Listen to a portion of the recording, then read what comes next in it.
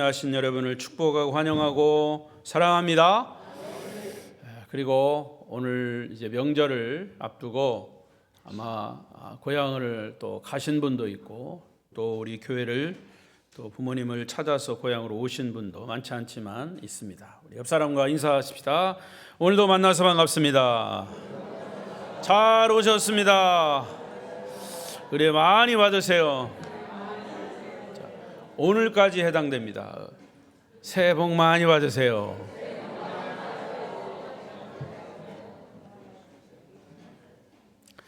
비대면 영상으로 예배하시는 분들 중에도 주의 은혜가 함께 하시기를 바랍니다. 오늘이 벌써 새해 들어서 1월 마지막 주일입니다. 저는 창세기서를 주일 낮에 계속 설교하고 있습니다. 오늘 말씀의 주제는 분이엘의 새 아침을 맞으려면 시작. 한 번 더. 분이엘의 새 아침을 맞으려면. 분이엘이라고 하는 말의 뜻은 이따 나중에 또 설명을 드리겠습니다. 분이엘의 새 아침을 맞으려면. 근데 새 아침을 맞았는데도 아직도 예배당에 와서 주무시는 분이 계시면 이제 벌써부터 깨세요. 계시고 새 아침을 맞으시기 바랍니다. 자, 오늘도 야곱의 이야기는 계속됩니다. 그런데 이게 야곱의 이야기이지만은 야곱의 이야기가 여러분 자신의 이야기가 될 수 있습니다. 따라서 저 말씀은 내 이야기구나 라고 생각하고 그렇게 믿고 은혜를 받으시기 바랍니다. 우리 교회는 그런 사람 결단코 없겠지만은 신앙생활을 하다 보면 교인들 중에도 저 사람은 교회 안 나오는 것이 덕이 되겠다. 나오는 것이 덕이 안 되니까 안 나왔으면 좋겠다. 이런 사람이 있습니다. 교회 다니고 예수를 믿는다고 하면서 말과 행동을 보면 덕이 안 되는 사람, 그리스도인답지 않은 사람들이 우리 주변에는 적지 않이 있습니다. 무슨 말이냐면 어떤 목적을 달성하기 위해서 삶의 수단과 방법을 가리지 않고 양보할 줄 모르고 자기 이익만 챙기는 사람들, 아주 이기적인 사람이죠. 그런데 오늘 본문에 나오는 야곱이 그런 사람입니다. 지금까지 그의 일생을 보면 목적 달성을 위해서 수단과 방법을 가리지 않고 자기 이익만을 위해서 산 사람입니다. 야곱이 대표적인 사람이에요. 그럼에도 불구하고 여러분들이 주목해야 될 부분은 하나님은 그 야곱을 포기하지 않으셨다는 사실이에요. 혹시 여러분 주위에 그런 사람이 있으면 포기하지 마십시오. 하나님이 그를 보고 계시고 그를 붙들고 계십니다. 하나님은 야곱의 그런 이기적인 삶을 그대로 놔두지 않으셨습니다. 그래서 어느 날 하나님이 그의 삶에 구체적으로 간섭하기 시작하십니다. 그것이 오늘 본문에 나타난 사건이죠. 하나님이 그를 변화시키기 위해서 정말 손을 대기 시작하십니다. 그것이 소위 약복강 나루토의 사건입니다. 자, 그렇다면 야곱을 하나님이 사용하시기 위해서, 변화시키기 위해서 하나님이 어떤 방법을 사용하셨을까? 첫 번째는 홀로 있게 하십니다. 그를 홀로 있게 하셨습니다. 하나님은 종종 사람들에게 어떤 변화를 주실 때 혼자 만드십니다. 홀로 있게 하십니다. 따로 격리를 시킵니다. 하나님과 1대1로 만나기 위해서입니다. 자, 오늘 본문의 사건은 하나님이 야곱을 조용히 만나주시는 사건입니다. 그래서 오늘 24절 처음에 야곱은 홀로 남았더니 앞뒤 문맥을 보면 야곱은 홀로 남을 수밖에 없는 상황에 처했습니다. 사실은 하나님이 야곱을 홀로 남게 하신 거죠. 하나님이 그렇게 만드신 겁니다. 상황을 그렇게 만드신 겁니다. 아시다시피 야곱은 외삼촌 라반의 집에서 20년의 세월을 보냈습니다. 이제 더 이상 고향에 대한 그리움을 포기할 수 없었습니다. 고향에 너무나 가고 싶었습니다. 인간에게는 모두가 귀소 본능이 있습니다. 죽을 때가 되면 자꾸 고향이 그리워지고 고향으로 돌아가고 싶은 것을 귀소 본능이라고 합니다. 외국에서 오래 살던 사람들도 나이가 들면 고국으로 돌아오고 싶어 합니다. 그래서 실제로 외국 생활을 다 접고 고국으로 돌아와서 여생을 마치는 분도 많아요. 그런데 사실 거기서 접지 못하고 또 나올 수 없는 상황이기 때문에 그냥 고향을 그리워하면서 그곳에서 돌아가시는 분도 많죠.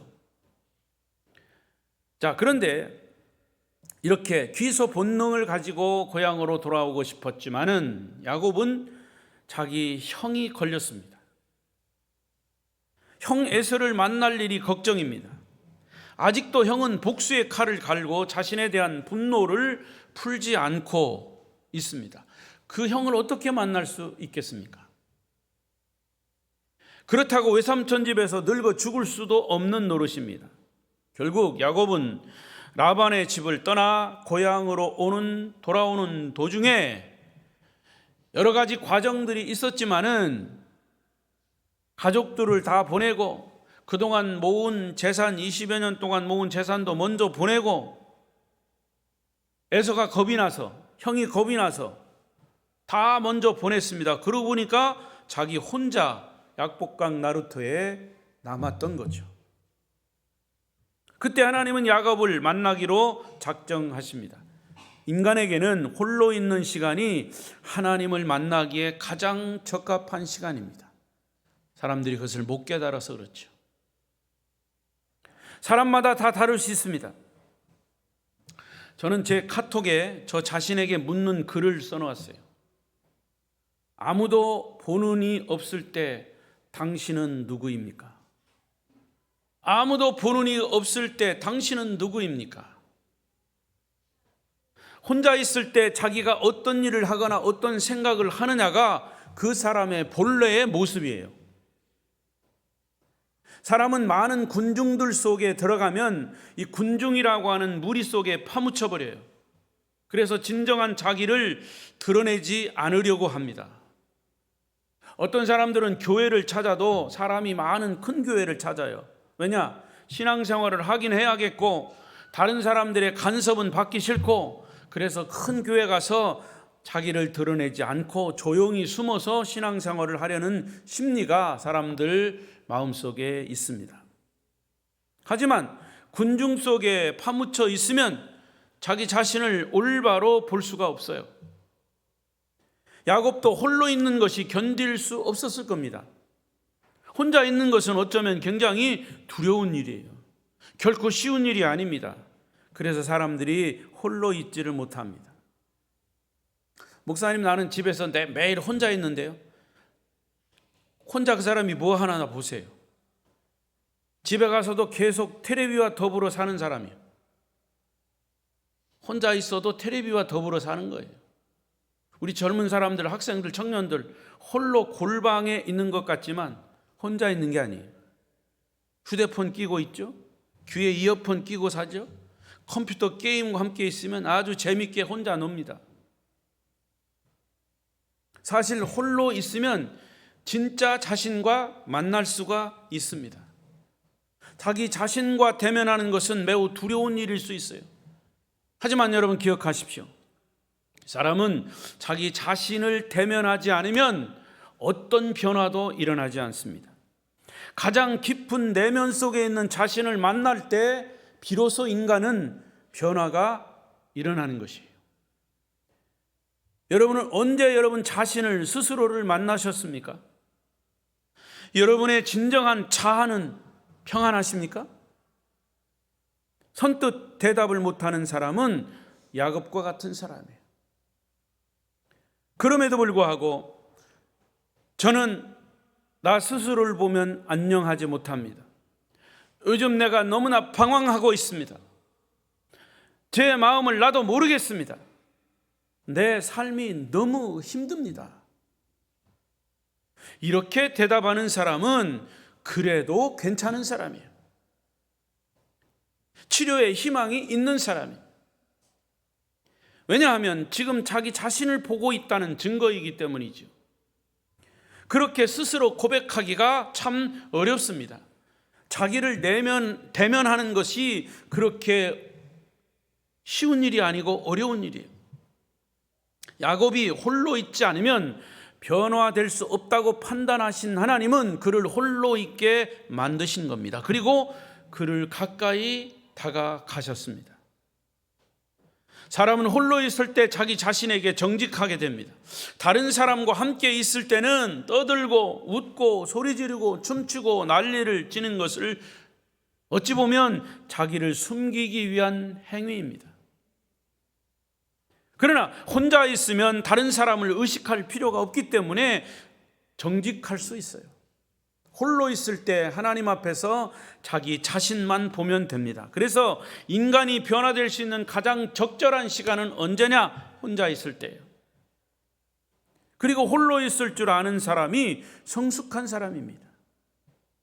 우리는 보통 혼자 있다는 말만 들어도 외롭다고 느낍니다. 말 상대가 없으면 고독하다고 합니다. 혼자 있을 수 있는 사람이 자신을 올바로 볼 수 있는 성숙한 사람임을 여러분 기억하십시오.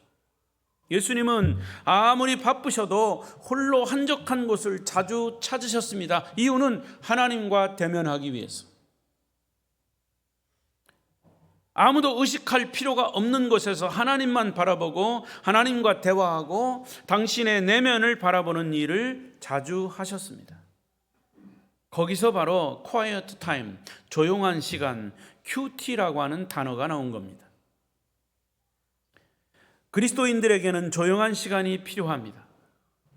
시끄러운 시간 말고 복잡하게 사람들 쳐다보고 마음에 없는 소리 하는 그런 시간 말고 자신의 깊은 내면을 바라보고 자신의 상처와 아픈 모습들을 하나님 앞에 다 쏟아 놓는 그런 시간이 필요한 것이죠. 이것이 바로 변화의 출발점입니다. 그래서 하나님은 야곱의 변화를 위해서 홀로 있게 하신 겁니다. 여러분은 언제 홀로 계셨습니까?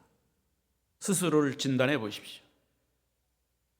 두 번째, 야곱을 변화시키기 위해서 하나님 어떤 방법을 사용하셨습니까? 인간의 한계를 알게 하십니다. 인간의 한계를 깨닫게 하셨습니다. 자, 야곱은 지금까지 자신에게는 불가능한 것이 없는 것처럼 생각하고 살았습니다. 여러분 잘 아시는데 유명한 나폴레옹도 내 사전에는 불가능이 없다 이렇게 큰 소리치고 온 유럽을 정복하고 했습니다.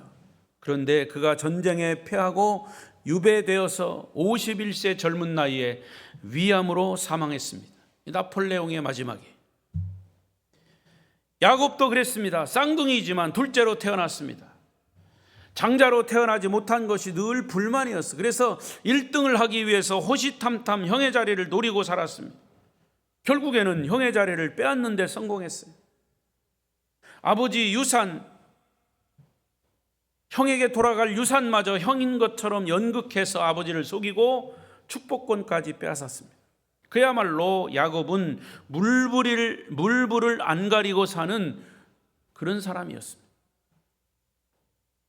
외삼촌 라반의 집에서 살 때 결혼을 했죠.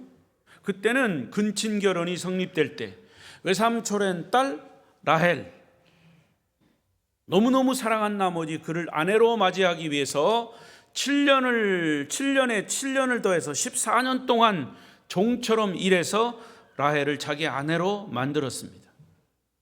그것도 한 번에 안 됐습니다. 결국 목적을 위해서라면 못할 것이 없는 사람이 라헬의 종 레아를 또 자기 아내로 삼았습니다.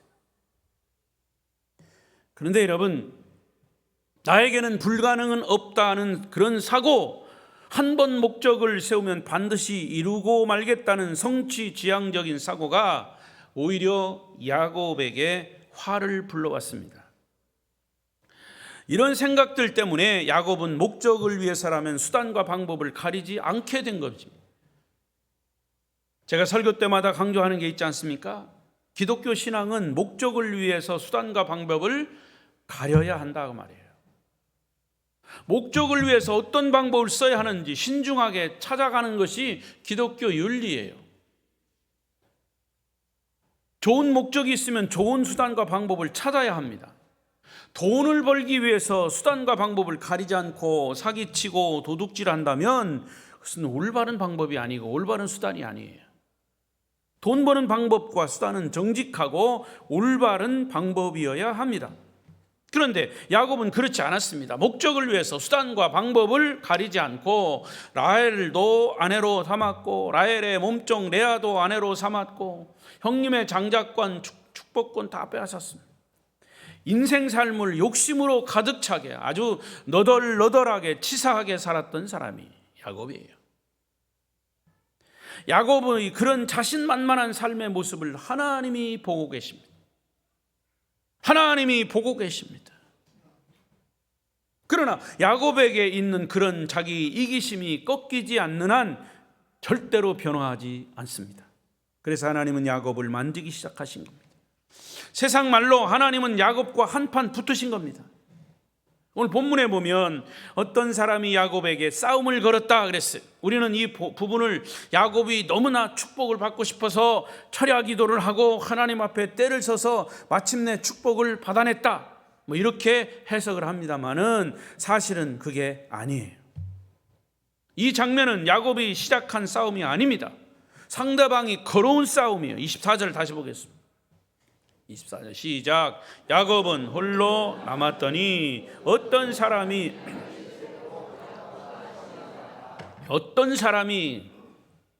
야곱에게 싸움을 걸어온 그 어떤 사람은 하나님이 보내신 천사, 다시 말하면 하나님 자신이에요. 어떤 성경학자는 이분이 바로 구약에 나타난 예수 그리스도였다 이렇게도 해석합니다. 아무튼 사람의 모습으로 나타나신 하나님이십니다. 하나님이 야곱을 찾아오신 거예요. 그래서 야곱과 씨름을 하셨습니다. 우리말 번역은 씨름이라고 했지만 사실은 싸움을 한 겁니다. 물론 씨름도 싸움이죠. 요즘 텔레비에 이제 설날 무슨 씨름 하더라고요. 여러분 씨름도요 싸움이지만 그 씨름은 엄격한 법칙이 있습니다. 심판이 있고요, 법칙이 있어요. 어떻게 보면 점잖은 싸움입니다. 그러나 진짜 싸움을 여러분 연상해 보십시오. 어두컴컴한 밤에 서로 치고 받고 하다가 하나님이 정말 이단 옆차기로 야곱의 옆구리를 차셨습니다. 야곱은 본능적으로 목숨을 지키기 위해서 그를 붙잡고 사생결단을 한 겁니다. 야곱은 결코 지는 일이 없던 사람이에요. 한때는 야곱이 이길 것 같았어요. 그런데 야곱이 하도 용을 쓰니까 상대방이 야곱의 급소를 친 겁니다. 환도뼈는 엉덩이와 무릎 사이의 뼈예요. 엉치뼈죠. 급소를 맞고 야곱이 나가 떨어졌습니다. 일어나지를 못합니다. 그러면서 쓰러지면서 외마디 소리를 질렀습니다. 오 마이 갓, 오 마이 갓. 아이쿠 하나님이시구나. 아이쿠 하나님이 나를 찾아오셨구나. 이렇게 느꼈다고 생각하는 것은 싸움이 끝난 다음에 야곱이 상대방의 이름을 묻고 있어. 29절을 보세요. 29절 시작. 야곱이 청하여 이르되 당신의 이름을 알려주소서. 그 사람이 이르되 어찌하여 내 이름을 묻느냐 하고 거기서 야곱을 축복한지라. 당신의 이름을 알려주십시오. 그런데 오히려 어찌하여 내 이름을 묻느냐라고 되묻는 것은 야 너는 내가 하나님인 것을 알면서 왜 묻냐 그 뜻이에요. 야곱은 지금까지 하나님을 알면서도 하나님을 모르는 사람처럼 행동했습니다. 그러면서 야곱의 마음속에는 항상 어떤 생각이 있었냐? 야 이러다가 내가 하나님한테 한번 호되게 얻어맞아 죽지, 이런 생각을 했을 거예요. 여러분 그렇지 않습니까? 사람이 잘 나갈 때 이거 조금 이러다가 어떻게 되는 거 아니야? 싸움판에서 급소를 맞고 쓰러지는 순간 그 말이 터져 나온 겁니다. 오 마이 갓, 아이쿠 하나님이시구나. 이제 나는 끝났다. 여기서 나는 죽는구나. 그런데 이 순간은 야곱에게는 정말 엄청나게 중요한 순간입니다. 왜냐? 이 순간이 정말 하나님을 진정으로 만나는 순간이고 인간 야곱의 한계를 철저히 깨닫는 순간입니다. 할렐루야.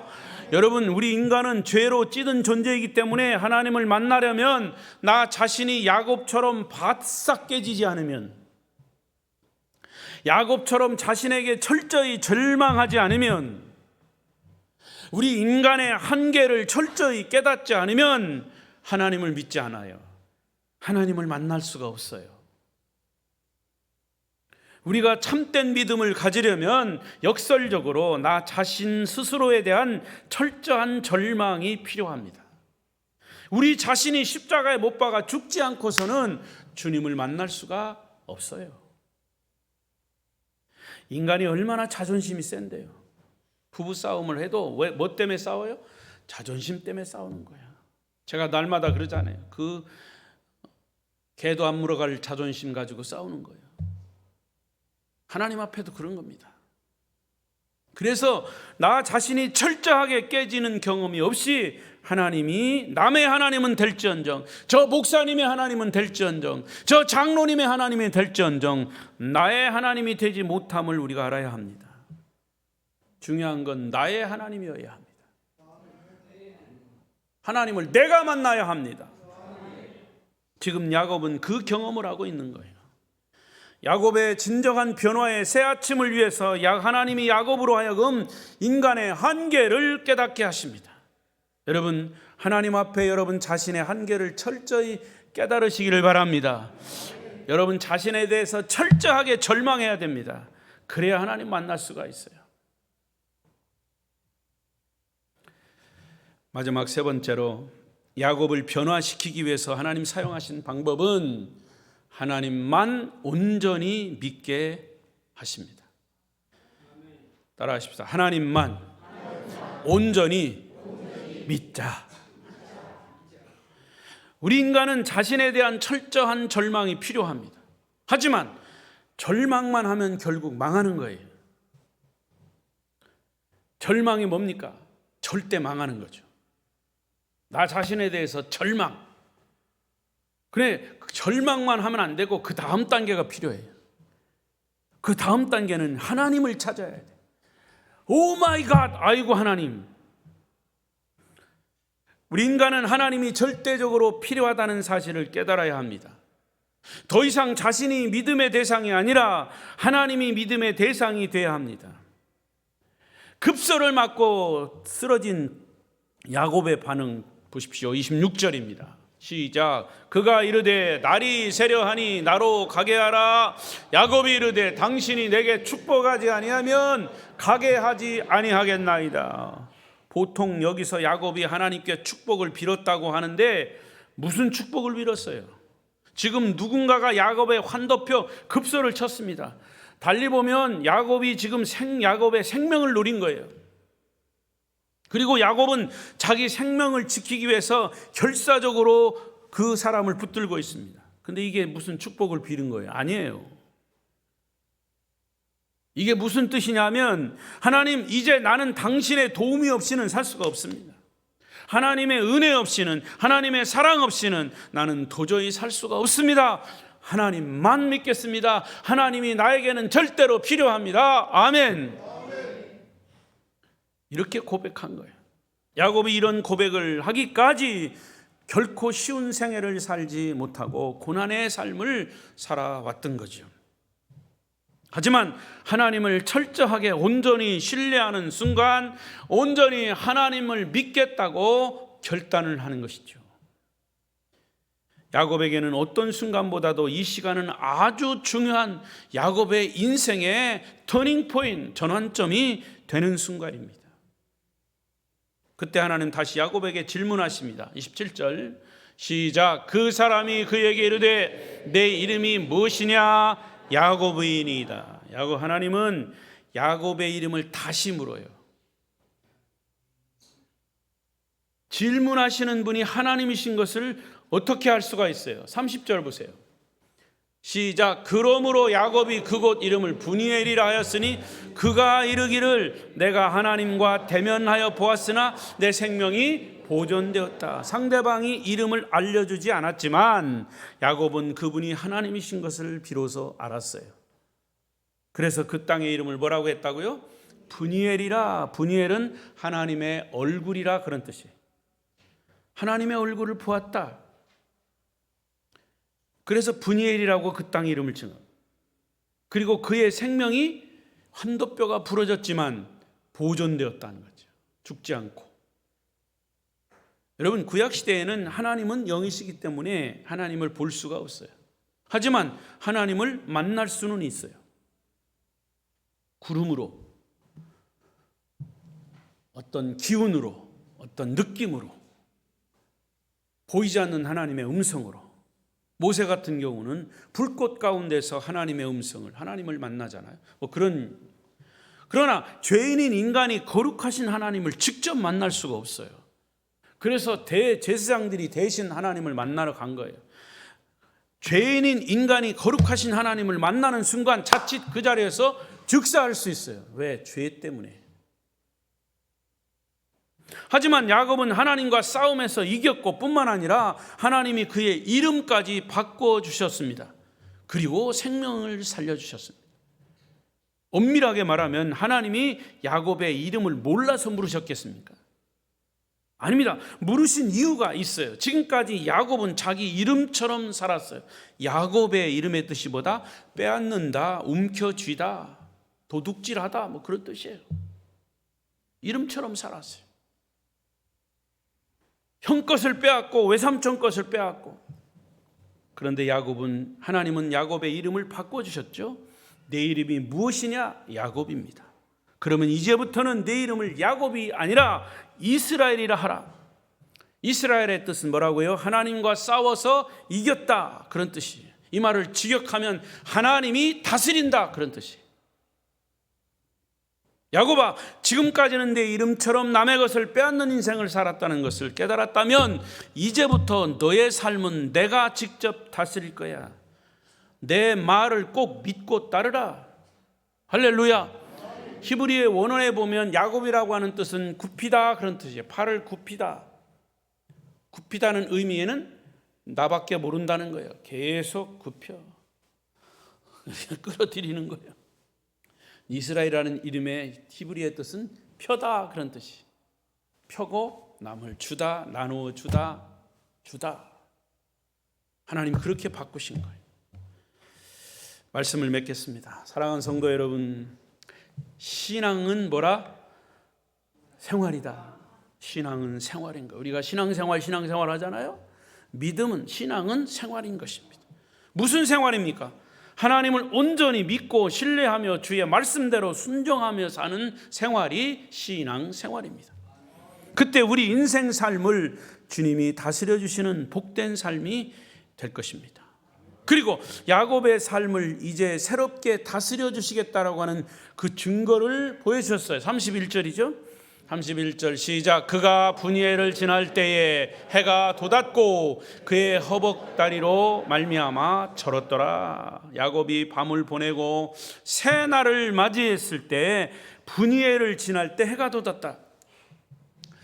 그 야곱에게 돋은 해는 얼마나 눈부신 햇살이었을까. 그런데 야곱이 급소를 맞았기 때문에 다리를 절었다고 그랬습니다. 아마도 그것은 야곱이 남은 생을 살면서 걸음을 걸을 때마다 절뚝거리면서 하나님을 만났던 체험을 평생 잊지 못하고 기억하면서 아마 이런 신앙 고백을 했을 겁니다. 하나님께 얻어맞은 다리가 지금도 아파요. 그러나 제 마음은 너무너무 자유롭고 감사하고 행복합니다. 기쁨이 넘칩니다. 이제부터 하나님이 저의 인생을 다스려 주시고 인도하시니 저는 염려하지 않겠습니다. 다만 하나님을 온전히 신뢰하며 살겠습니다. 하나님 나를 다스려 주십시오. 아멘. 이 사건 이후로 야곱의 삶은 이스라엘의 삶으로 바뀌었습니다. 그의 인생에 분이엘의 새아침이 밝은 것입니다.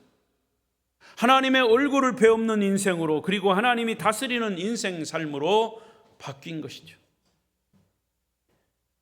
여러분, 성경에 위대한 인물들이 많이 등장을 하지만 특히 야곱의 삶은 끝까지 하나님이 인도하셨다는 증거가 있습니다. 그것은 이스라엘의 나라의 이름이 이스라엘입니다. 사실은 이스라엘이 어디서 나왔습니까? 야곱의 이름이 바뀌어서 이스라엘로.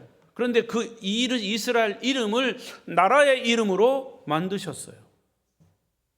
또 야곱의 12아들이 이스라엘 나라의 12지파가 된 겁니다.